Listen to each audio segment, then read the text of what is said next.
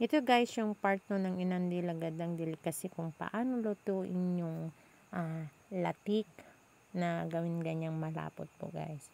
Ayan, ito na po guys yung finished product ng latik. Dapat kailangang malapot po yan para mas masarap. Ito guys yung kakanggata, unahin po natin siyang iluto. Yan, iluto yan hanggang lumabas yung mantika ng nyog. Ayan guys, malapit na po siyang maluto. Ihalo-halo lang po natin yan hanggang maging golden brown yung latik at lumabas yung mantika ng kakanggata.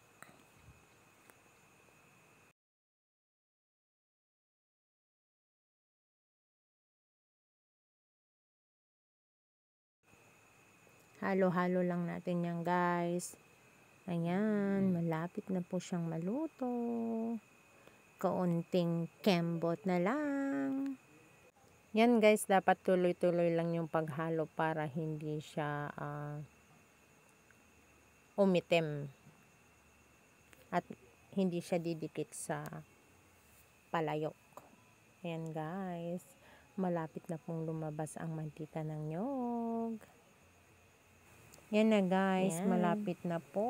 Kaunting halon lang. Ayan, naging golden brown na po yung latik or ladik sa Ilocano. Tapos, yan yung mantika ng nyog.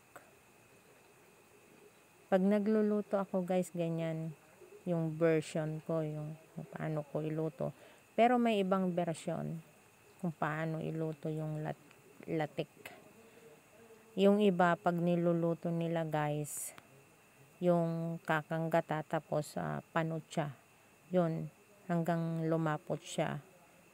Ayan guys, hahanguin na po natin yung latik or ladik sa Ilocano. Masarap po yan. Pwede po siyang ihalo sa sinangag or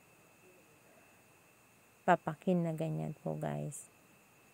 Pwedeng ihalo yan sa mga suman.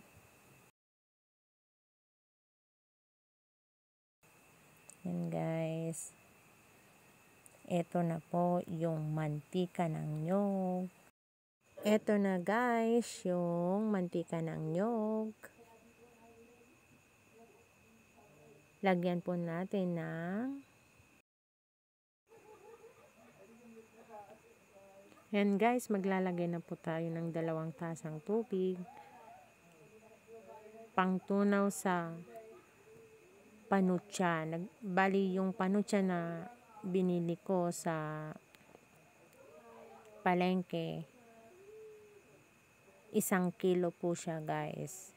Para sa isang salop na kakanin or inandila. Yan.